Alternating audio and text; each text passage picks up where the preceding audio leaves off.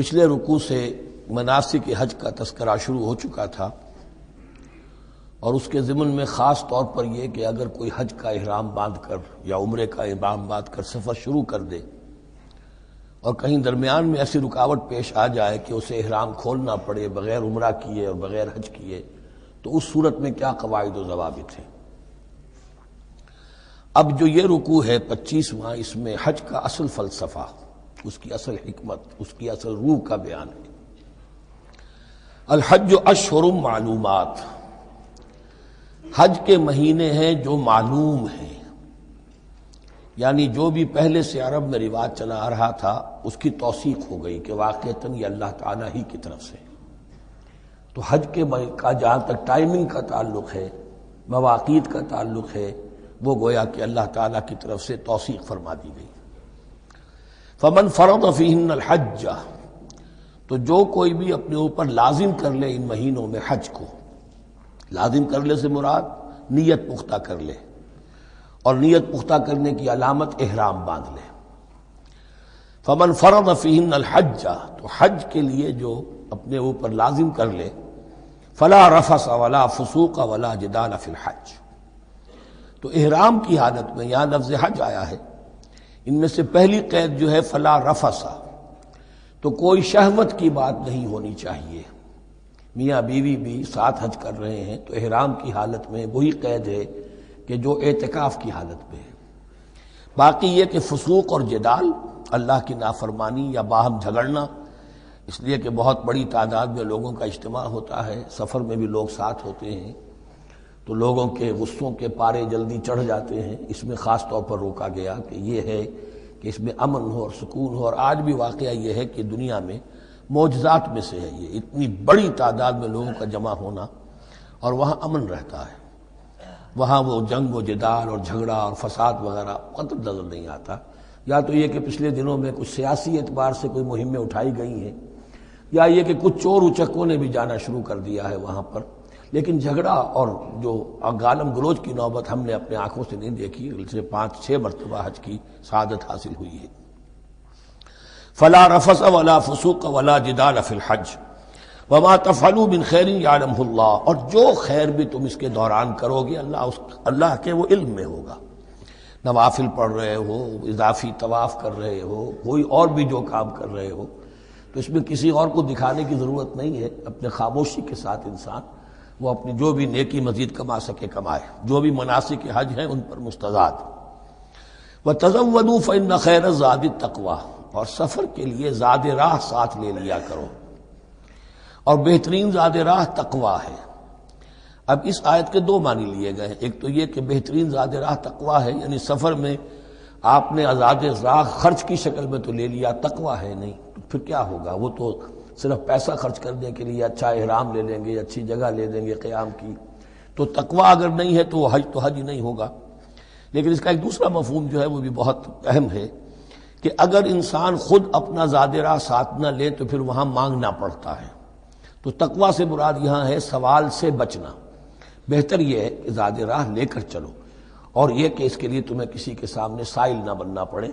اگر تم صاحب استطاعت نہیں ہو تو حج تم پر فرض ہی نہیں ہے۔ خام خواہ کو ایک شے جو تم پر فرض نہیں ہے اس کے لیے وہاں جا کر بھیک مانگنا، یا یہاں سے بھیک مانگ کر یا چندہ لے کر جانا، یہ تو قطعاً غلط حرکت ہے۔ وَتَزَوَّدُوا فَإِنَّ خَيْرَ الزَّادِ التَّقْوَىٰ وَاتَّقُونِ یَا أُولِي الْأَلْبَابِ، اور یقیناً میرا ہی تقویٰ کرو، مجھی سے ڈرو اے ہوش مندو۔ لَيْسَ عَلَيْكُمْ جُنَاحٌ أَن تَبْتَغُوا فَضْلًا مِّن رَّبِّكُمْ، اس میں تم پر کوئی حرج نہیں ہے، کوئی گناہ نہیں ہے کہ تم حج کے سفر کے دوران اپنے رب کا فضل بھی تلاش کرو۔ آدمی ہندوستان سے پاکستان سے جا رہا ہے، اسے اچھی اجناس لے جائے تجارت کے لیے، جو وہاں پر بیچ کر کچھ نفع حاصل کر لے، تو یہ تقویٰ کے منافی نہیں ہے۔ اگر وہاں پر کوئی کاروبار کر سکو کرو۔ فَإِذَا أَفَضْتُم مِّنْ عَرَفَاتٍ، تو پھر جب تم عرفات سے واپس لوٹو، اس لیے کہ اصل حج جو ہے وہ عرفہ ہے، الحج العرفہ۔ حج کے بقیہ تمام مناسک رہ جائیں، صرف عرفہ میں شمولیت ہو جائے، قیام عرفہ میں تو حج ہو گیا، باقی جو چیزیں رہ گئی ہیں اس کا جو بھی اس کا کفارہ ہے، اس کا جو دم دینا ہے وہ دے دیا جائے۔ لیکن عرفہ سے اگر آدمی رہ گیا عرفات کے قیام سے، تو پھر حج نہیں ہوا۔ اب یہاں سے جب لوٹتے ہو تو فاذکروا اللہ عند المشعر الحرام، یہ ٹائم ٹیبل نوٹ کر لیجئے کہ اصل میں 8 کی شام کو مکے سے نکلتے ہیں 8 ذی الحج کو، اور رات مینا میں گزارتے ہیں۔ پھر 9 کا دن ہے اصل یوم عرفہ، 9 ذی الحج، صبح کو نکلتے ہیں، قافلے چلتے ہیں اور کہیں دوپہر تک، اور دوپہر سے بھی ہو سکتا ہے تاخیر ہو جائے، لیکن کوشش ہوتی ہے کہ ظہر سے پہلے پہنچ جایا جائے، لیکن ظہر اور عصر دونوں ملا کر پڑھ لی جائیں عرفات میں داخل ہونے سے پہلے۔ اس لیے جو مسجد ہے عرفات کے میدان سے ملحق، وہ عرفے کے اندر شامل نہیں ہے، وہ اس کی حدود سے باہر ہے۔ تو یہ اس کا افضل یہی ہے کہ ظہر اور عصر ملا کر وہاں پڑھی جائیں، اور اس کے بعد سے غروب آفتاب تک قیام ہے، وہ عرفات کا قیام ہے، اس میں کوئی نماز نہیں، یعنی جو روایتی جو عبادت ہے اس کے سب دروازے بند۔ اب تو اگر دعا کی آپ کے اندر ایک روح پیدا ہو چکی ہے، اپنے رب سے ہم کلام ہو سکتے ہیں، اور آپ کو حلاوت مناجات حاصل ہو گئی ہے، تو دعا مانگتے رہیے، بس یہی ہے دعا۔ قیام عرفہ جو ہے کھڑے ہو کر، بیٹھے ہوئے، جس طرح بھی ہو اللہ سے مناجات کرو، یا پھر یہ کہ اگر اس میں کبھی ہو جائے کسی وجہ سے تو آدمی تلاوت کرے، لیکن یہ کہ عام نماز نہیں۔ فَإِذَا أَفَضْتُم مِّنْ عَرَفَاتٍ فاذكروا اللَّهَ عِندَ الْمَشْعَرِ الْحَرَامِ، یہ مزدلفہ کا قیام ہے، 9 کی شام کو مغرب کی نماز کا وقت ہو چکنے کے بعد وہاں سے روانگی ہے، لیکن وہاں مغرب کی نماز پڑھنے کی اجازت نہیں ہے۔ اب جاؤ اور مغرب اور عشاء دونوں جمع کرو اس میں مشعر حرام یعنی مزدلفہ میں۔ وَاذْكُرُوهُ كَمَا هَدَاكُمْ، اور یاد کرو اسے، ذکر کرو جیسے کہ تمہیں اس نے ہدایت دی ہے۔ اس سے مراد ہے کہ جو کچھ اللہ کے رسول نے تمہیں سکھایا ہے، ذکر کے جو طور طریقے ہیں، اس کے لیے جو بھی طریقے ہیں وہ اللہ نے ہدایت دی اپنے رسول کے ذریعے۔ وَإِن كُنتُم مِّن قَبْلِهِ لَمِنَ الضَّالِّينَ، اور یقیناً اس سے پہلے تو تم گمراہ لوگوں میں سے تھے، تمہیں معلوم نہیں تھا، حج کی شکل باقی رہ گئی تھی، اس کی روح ختم ہو گئی تھی، اس کے مناسک میں بھی تم نے رد و بدل کر دیا تھا، وہ آگے آ رہا ہے۔ ثم افیضوا من حیث افاض الناس، پھر پلٹو وہیں سے جہاں سے کہ سب لوگ پلٹتے ہیں۔ قریش نے یہ کہا تھا کہ ہماری خاص حیثیت ہے کہ ہم تو منا ہی میں مقیم رہیں گے، باہر سے آنے والے لوگ عرفات جائیں اور عرفات سے پھر واپس لوٹیں، یہ سارے مناسک ہمارے لیے نہیں ہیں، ہم تو مکے والے ہیں اور ہماری شان یہ ہے کہ ہم عرفات نہیں جائیں گے، منا ہی میں قیام رہے گا۔ یہاں بتایا گیا کہ یہ تم نے غلط بات ایجاد کر لی ہے، ثم افیضوا من حیث افاض الناس، جہاں سے سب لوگ لوٹتے ہیں یعنی میدان عرفہ سے، وہیں سے لوٹیں۔ واستغفر اللہ، اللہ سے استغفار کرتے رہو، ان اللہ غفور الرحیم، یقینا اللہ بخشنے والا، رحم فرمانے والا ہے۔ فَإِذَا قَضَيْتُم مَّنَاسِكَكُمْ، اور جب تم اپنے یہ مناسک ادا کر لو، پورے کر لو، فاذكروا اللہ كذكركم آباءكم، تو اب اللہ کا ذکر کرو جیسے کہ تم اپنے آباء و اجداد کا ذکر کرتے رہے ہو، جس شد و مد کے ساتھ۔ وہاں یہ ہو گیا تھا کہ پھر بنا میں جب یہ ٹھہرتے تھے تو اپنے آباء و اجداد کے قصیدے بیان کیے جا رہے ہیں، جیسے ہمارے ہاں ہوتا ہے، جو دیہاتی لوگ ہوتے ہیں، راجپوت لوگ ہوتے ہیں، ان کے میراثی ہوتے ہیں، اسی طرح وہاں شعراء ہوتے تھے قبائل کے، وہ ان قبیلوں کی مدح بیان کرتے تھے، ان کے بڑے بزرگوں کی، اسلاف کی جو ہے عظمت بیان کرتے تھے۔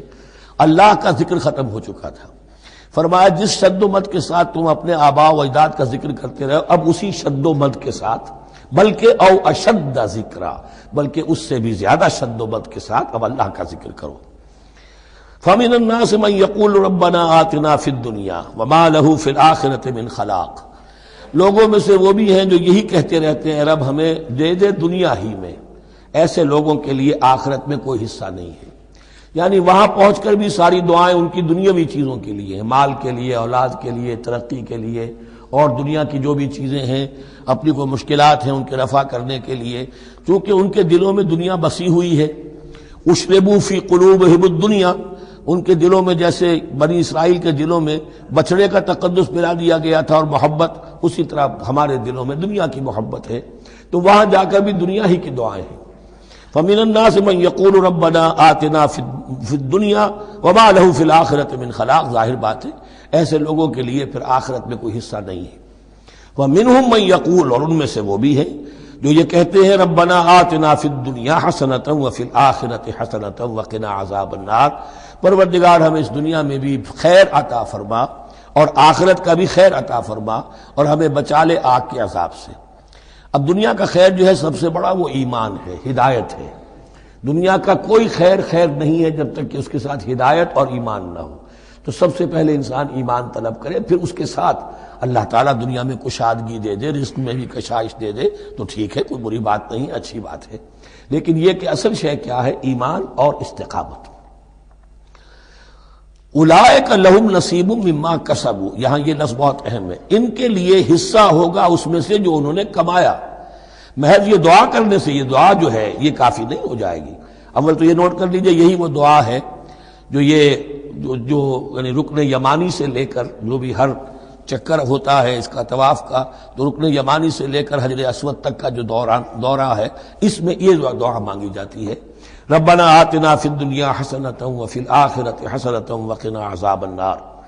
اولئک لہم نصیب مما کسبوا، ان کے لیے حصہ ہے اس میں سے جو انہوں نے کمایا۔ اچھا، اس میں سے جو انہوں نے کمایا، اس میں سے کیوں؟ وہ تو سارا ملنا چاہیے، لیکن بندے کو ڈرتا رہنا چاہیے کہ ممکن ہے اس میں سے کسی مسئلے میں میری نیت میں کوئی فساد آ گیا ہو، ممکن ہے اس میں سے میرے کسی عمل کے اندر کوئی کمی رہ گئی ہو، کوئی کوتاہی رہ گئی ہو۔ اس لیے یہ نہ سمجھ لے کہ جو بھی کچھ کیا ہے اس کا اجر لازماً ملے گا۔ مما کسبوا، جو انہوں نے کمایا ہے اس میں خلوص ہے، اس میں بے ریائی ہے، اس میں تمام جو بھی اس کے آداب اور شرائط ہیں ملحوظ رکھے گئے ہیں، تو ان کو اس کا حصہ ملے گا۔ واللہ سریع الحساب، اور اللہ تعالیٰ کو حساب چکانے میں دیر نہیں لگتی، بہت جلدی حساب کر لے گا۔ اب تو ہمارے سامنے نقشے موجود ہیں، کمپیوٹرز ہیں، کتنی جلدی حساب ہو جاتا ہے، تو اللہ کے ہاں تو پتہ نہیں کیسا سپر کمپیوٹر ہوگا کہ اسے حساب نکالنے میں دیر نہیں لگے گی۔ وَاذْكُرُوا اللَّهَ فِي أَيَّامٍ مَّعْدُودَاتٍ، اور ذکر کرو اللہ کا گنتی کے چند دنوں میں۔ یہ لفظ یہاں پر پھر آ گیا ہے اس بات کی وضاحت کے لیے جو میں نے عرض کیا تھا کہ ابتدائی جو حکم تھا روزے کا، ایام معدودات، وہ 3 دن کے روزے تھے، اس لیے کہ یہاں بھی معدودات کا لفظ آیا ہے، فی ایام معدودات، اور سب کو معلوم ہے یہ 3 دن ہیں، 11ویں 12ویں 13ویں تاریخ جو ہے ذی الحج کی، کہ پھر یوم نحر کے بعد 3 دن یہاں پر قیام ہے، مبیت ہے، تو وہ 3 دن ہے ایام معدودات۔ فمن تعجل فی یومین، تو جو کوئی 2 دن ہی میں جلدی سے واپس آ جائے، فلا اثم علیہ، یعنی 3 دن پورے نہیں کرتا، 2 دن ہی میں واپسی کو اختیار کر لیتا تو کوئی گناہ اس پر نہیں ہے۔ ومن تأخر، اور جو پیچھے رہے یعنی 3 دن کی مقدار پوری کر لے، فلا اثم علیہ لمن اتقى، تو اس پر بھی کوئی گناہ نہیں، لیکن شرط ہے تقوی۔ جو 2 دن میں چلا گیا تقوی تھا تو بھی اللہ تعالیٰ کے ہاں اس کا اجر محفوظ ہے، جو 3 دن رہا تقوی ہے، تیسرے دن اس نے کچھ اور ہی حرکتیں نہ شروع کر دی ہوں، جی اکتایا ہوا ہے اور طبیعت کے اندر جو ہے وہ ٹھہراؤ نہیں ہے، تو وہ تیسرا دن اس کے لیے کوئی خاص مفید نہیں ثابت ہوگا۔ لیکن یہ کہ اصل شے جو ہے اللہ کے ہاں جو چیز کے شرط لازم ہے قبولیت کے لیے وہ تقوی ہے۔ لمن اتقى واتقوا الله واعلموا انکم الیہ تحشرون، اور اللہ کا تقوی اختیار کرو اور یہ مستحضر رکھو اپنے ذہن میں کہ تمہیں اسی کی جانب جمع کر دیا جائے گا، تم سب کے سب ہانک کر لے جاؤ گے اسی کی جناب میں۔ وَمِنَ النَّاسِ مَن يُعْجِبُكَ قَوْلُهُ فِي الْحَيَاةِ الدُّنْيَا، اب یہ منافقین میں سے ایک گروہ کا خاص ایک تذکرہ ہو رہا ہے۔ ایک منافق تو ہوتے تھے کہ جو عام ہیں، ان کی زبانوں پر بھی نفاق واضح طور پر ظاہر ہو جاتا تھا، اور ایک قسم کے منافق وہ ہوتے تھے بڑے چاپلوس، چرب زبان، کہ ان کی گفتگو دیکھیے تو وہ تو بڑے مخلص ہیں اور بڑے ہی فداکار ہیں اور بڑے ہی آپ کے ساتھ ان کا تعلق جو ہے وہ نیک نیتی پر مبنی ہے، ان کی زبانیں جو ہیں معلوم ہوتا ہے کہ اس میں تو سب گھی شکر گھلا ہوا ہے، لیکن یہ کہ ان کا کردار انتہائی خراب ہوتا ہے، اور پھر وہ جب واپس جاتے ہیں باتیں کرنے کے بعد یا باتیں بنانے کے بعد تو ان کا کردار جو ہے وہ فساد پر مبنی ہوتا ہے۔ وَمِنَ النَّاسِ مَن يُعْجِبُكَ قَوْلُهُ فِي الْحَيَاةِ الدُّنْيَا، اور لوگوں میں سے ایسے بھی ہیں جن کی باتیں تمہیں بڑی اچھی لگتی ہیں دنیا کی زندگی میں۔ وَيُشْهِدُ اللَّهَ عَلَى مَا فِي قَلْبِهِ، اور وہ اللہ کو بھی گواہ ٹھہراتا رہتا ہے، میں جو کچھ کہہ رہا ہوں اللہ جانتا ہے، میں خلوص سے کہہ رہا ہوں، میں بالکل اپنی نیک نیتی سے کہہ رہا ہوں، اللہ جانتا ہے۔ وَهُوَ أَلَدُّ الْخِصَامِ، حالانکہ فی الواقع وہ دشمن ہے بہت سخت، الد بہت شدید، اور خصام خصم دشمن کے لیے آتا ہے۔ وَإِذَا تَوَلَّى، جب وہ پیٹھ موڑتے جاتا ہے، سعى فِي الْأَرْضِ، اب وہ زمین میں جو بھاگ دوڑ کرتا ہے، لِيُفْسِدَ فِيهَا، اس میں فساد مچائے، وَيُهْلِكَ الْحَرْثَ وَالنَّسْلَ، اور ہلاک کرے، کہیں کسی کی کھیتی جلا دی، کہیں کسی کا کوئی جانور جو ہے وہ ختم کر دیا، مار دیا۔ وَاللَّهُ لَا يُحِبُّ الْفَسَادَ، اللہ تعالیٰ کو فساد بالکل پسند نہیں ہے۔ وَإِذَا قِيلَ لَهُ اتَّقِ اللَّهَ، جب ایسے شخص سے کہا جاتا ہے کہ تو اللہ کا خوف کرو، اللہ سے ڈرو، تم باتیں ایسی کرتے ہو، عمل تمہارا یہ ہو رہا ہے، سوچو تو صحیح. اخذت العزت بالاسم، تو اس کو اپنی عزت نفس، جھوٹی عزت نفس گناہ پر اور جما دیتی ہے. ایک شخص وہ ہوتا ہے جس سے خطا ہو گئی، غلطی ہو گئی، اس نے اپنی خطا تسلیم کر لی تو اصلاح کر لے گا. ایک وہ ہے کہ جو کیسے مان لوں میری غلطی ہے، اس کی جھوٹی انا جو ہے اور جو اس کی جھوٹی عزت نفس ہے وہ اسے اور گناہ کے اوپر چپکا دیتی ہے. اخذت العزت بالاسم، اس کو اور اس پر جامد کر دیتی ہے. فحسبہ جہنم، تو اس کے لیے تو اب کافی ہے جہنم ہی. وَلَبِئْسَ الْمِہَادُ، اور یقیناً وہ بہت برا ٹھکانہ ہے. روایات میں آتا ہے کہ ایک شخص خاص تھا اخنس ابن شریق، اس کا یہ کردار ہے. لیکن یہ کہ یہ تو یوں سمجھیے کہ شان نزول کے اعتبار سے یہ بات ٹھیک ہے، اور یہ کہ تعویل خاص میں اس کو بھی سامنے رکھیں گے، لیکن یہ وہی ہے، کردار ہے. یہ کردار ہر جگہ آپ کو ملے گا. اصل میں کردار کو پہچاننا چاہیے اور اس کے حوالے سے اللہ تعالیٰ سے ہدایت طلب کرنی چاہیے کہ اس کردار سے اللہ تعالیٰ ہمیں اپنی حفظ ایمان میں رکھے. وَمِنَ النَّاسِ مَن يَشْرِي نَفْسَهُ ابْتِغَاءَ مَرْضَاتِ اللَّهِ، قرآن کا یہ عام اسلوب ہے کہ تقابل ضرور کرتا ہے، فوری تقابل. تو اس میں لوگوں میں سے وہ بھی ہیں جو اپنے آپ کو بیچ دیتے ہیں اللہ کی رضا جوئی کے لیے، اپنا تن من دھن. ان صلاتی و نسکی و محیایا و مماتی للہ رب العالمین. ومن الناس من یشری نفسہ ابتغاء مرضات اللہ واللہ رؤوف بالعباد، اور اللہ اپنے ایسے بندوں کے حق میں بہت شفیق ہے. ظاہر بات ہے جس نے یہ ارادہ کر لیا ہو، نیت کر لی ہو.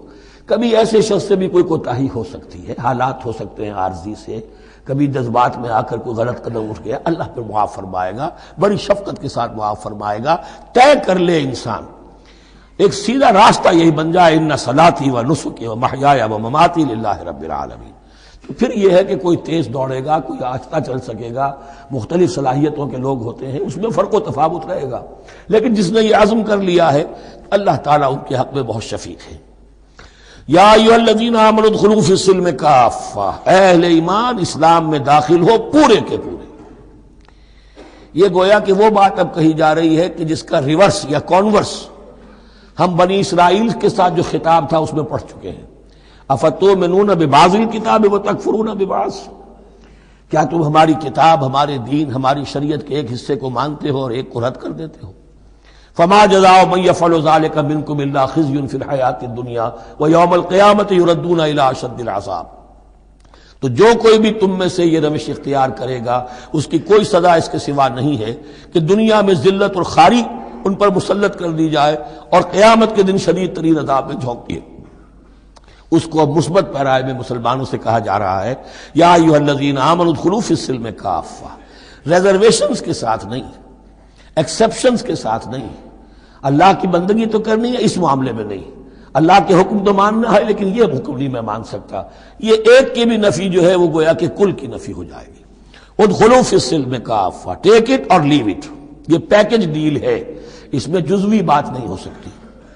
ولا تتبعوا خطوات الشیطان، اور دیکھو شیطان کے قدموں کی پیروی نہ کرو، اس کے نشانات راہ جو ہیں، اس کے نشانات قدم جو ہیں ان کی پیروی نہ کرو. انہ لکم عدو مبین، وہ تو یقیناً تمہارا بڑا کھلا دشمن ہے. فإن زللتم من بعد ما جاءتكم البینات، پھر اگر تم پھسل گئے اس کے بعد بھی کہ تمہارے پاس یہ واضح تعلیمات آ چکی ہیں، فَاعْلَمُوا أَنَّ اللَّهَ عَزِيزٌ حَكِيمٌ، تو جان لو کہ اللہ تعالیٰ پھر زبردست ہے. اس میں دھمکی کا پہلو آ گیا کہ پھر اللہ کی جو ہے پکڑ سخت ہوگی. حکیم بھی ہے، اس کی پکڑ میں بھی حکمت ہے. اگر یہ پکڑ نہ ہو تو ظاہر بات ہے کہ پورا نظام جو ہے دین کا وہ پھر بالکل ایک بے منطقی. اگر اللہ کی طرف سے کسی گناہ پر پکڑ ہی نہیں ہے تو پھر یہ آزمائش کیا ہوئی؟ پھر جزا و سزا کا کیا سوال؟ پھر جنت اور دوزخ کا کیا معاملہ؟ هل ينظرون الا ان ياتيهم الله في ظلل من الغمام والملائكه وقضي الامر. ایک جو نفس انسان کو پٹی پڑھاتا ہے وہ تو یہ ہے کہ دین کا یہ حصہ تو آرام سے کرتے رہو، جو میٹھا وہ ہپ اور جو کڑوا ہے وہ تھو. دوسری پٹی یہ پڑھاتا ہے کہ ابھی ذرا یہ ٹھیک ہے کہ اللہ کا حکم ہے، یہ بھی حکم ہے، دین کا یہ بھی تقاضا ہے، ابھی ذرا ذمہ داریاں ہیں، ابھی ذرا بچوں کے معاملات ہیں، بچے برسر کار ہو جائیں، بچیوں کے ہاتھ پیلے ہو جائیں، میں ذرا ریٹائرمنٹ بھی لے لوں تو پھر یہ مکان بنا لوں، پھر میں اپنے آپ کو دین کے لیے پھر خالص کر لوں گا دین کے لیے، پھر میں وہی کام کروں گا۔ یہ سب سے بڑا دھوکہ ہے، وہ وقت کبھی نہیں آتا۔ اسی لیے فرمائے کس شے کا انتظار کر رہے ہیں؟ هل ينظرون الا ان ياتيهم الله في ظلل من الغمام، کہ اللہ تعالیٰ آ جائے بادلوں کے سائبانوں میں، والملائکۃ اور فرشتے آ جائیں، وقضی الامر اور پھر فیصلے چکا دیا جائے گا۔ کیا معلوم کب وہ گھڑی آ جائے۔ یہ مہلت عمر تو اچانک ختم ہو سکتی ہے، پوری دنیا کی قیامت بھی جب آئے گی اچانک آئے گی، اور ہر شخص کی ذاتی قیامت تو اس کے سر کے اوپر تلوار کی طرح لٹکی ہوئی ہے کہ من مات فقط قامت قیامتہ، جو مر گیا اس کی قیامت تو آ گئی۔ کیا تمہارے پاس گارنٹی ہے یہ سارے کام کرو گے تب تک زندہ رہو گے اور پھر بھی تمہارے جسم میں کوئی توانائی کوئی رمق باقی رہ جائے گی کہ دین کا کوئی کام کر سکو؟ تو جان لو تم کس چیز کا انتظار کر رہے ہو سکتا ہے اچانک اللہ کی طرف سے مہلت ختم ہو جائے، سٹاپ رائٹنگ، 3 گھنٹے ہو گئے، بس اب جو لکھ لیا، اب آگے تمہارے پاس مہلت نہیں ہے۔ وَإِلَى اللَّهِ تُرْجَعُ الْأُمُورُ، اور یقیناً تمام معاملات اللہ ہی کی طرف لوٹا دیے جائیں گے۔